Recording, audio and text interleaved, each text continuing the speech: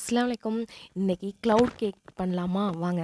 Cloud cake வந்து தேவையானது வந்து நான் ஒரு முட்டை தான் எடுத்துக்கிட்டேன். நீங்கள் எத்தனை முட்டை எடுத்துக்கிறீங்களோ எடுத்துக்கோங்க. ஒரு முட்டைக்கு 3 டீஸ்பூன் சீனி போட்டுக்கிட்டா போதும்.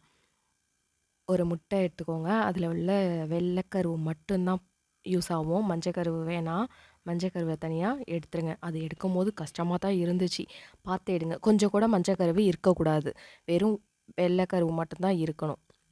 அந்த வெள்ளை கருவை எடுத்துக்கிட்டு பீட்ரால் நல்லா ஃபஸ்ட்டு பீட் பண்ணிக்கோங்க.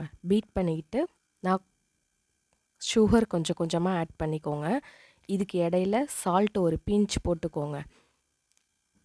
இந்த அளவுக்கு போட்டுக்கிட்டால் போதும். சால்ட்டு போட்டுக்கிட்டு கொஞ்சம் கொஞ்சமாக பீட் பண்ண அது கொஞ்சம் ஸ்டிஃப் பீக் வரும்.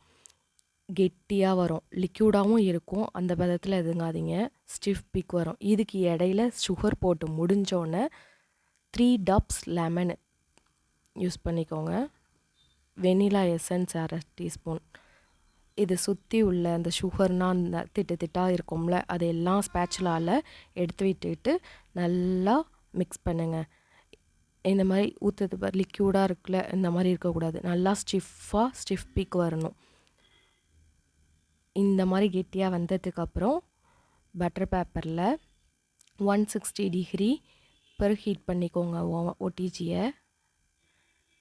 அந்த ஃப்ளஃபினஸ் குறையாமல் ரொம்ப மிக்ஸ் பண்ணாமல் லைட்டாக ஃப்ளஃபியாகவே வச்சு அது மேலே பாதாம், முந்திரி, வால்நட் எது வேண்டாலும் உங்களுக்கு என்ன வேணுமோ நட்ஸ் யூஸ் பண்ணிக்கோங்க. 160 டிகிரிக்கு 30 மினிட்ஸ் வைங்க.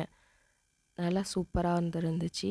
நல்லாவும் இருந்துச்சு. அதை பிரிக்கும் போது பாருங்களேன், நான் அந்த பெப்பரோடையே வச்சு பிரித்து காட்டினேன். அதுக்கப்புறம் தனியாக பிளேட்டில் மாற்றிட்டு பிரிச்சிருப்பேன். நல்லா பொசன்ட்டு சாஃப்டாக இருந்துச்சு.